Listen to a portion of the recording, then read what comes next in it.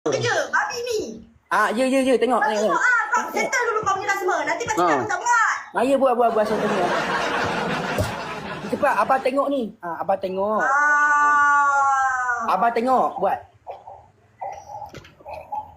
Tak dapat Kau sabar.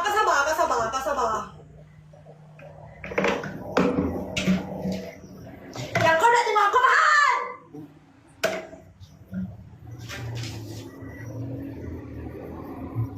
Senyap je. Kenapa senyap? Belum kencang. Boleh kencing. Okey. Abang nak tengok. Dah, barang aku dah. Kau nampak ni? Nampak? Tengok, tipu kan? Nampak sangat Babi. kan? Tipu kan? Tiba Ina, aku kalau Okey, nampak angkat. betul Okey, Azu. Angkat. Duduk, tunjuk. Aku nak dalam botol mineral. Kau tunjuk macam ni, bang. Mana nampak? Otak kau nampak ni. Nanti macam kau tak buat, babi. Geng. Kau orang tengok, geng. Pergi sana, geng. Ramai-ramai. Ori ke? Aku buat dah, babi. Kau jangan cakap aku tak buat.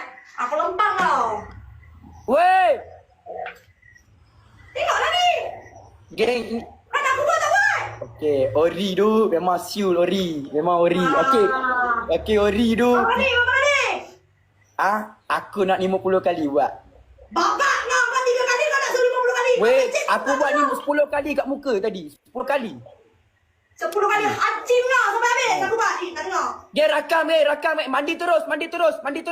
Mandi kat muka. Tengok ni, tengok. Buat. Ulah. Weh, aku tak suruh cuci, weh. Aku tak suruh cuci, weh. Kenapa cuci, weh? Aku tak macam kau. Kau tak mampu lawan brother aku, weh. Mampus. Gua ada pagi Koyak kau. Kau kalau lawan aku kau kalah. Gua turun dulu. Gua ada pagi. Gua tak cuci lagi, weh. Sampai speed channel tunggu, weh. Turun live dulu, kena ban.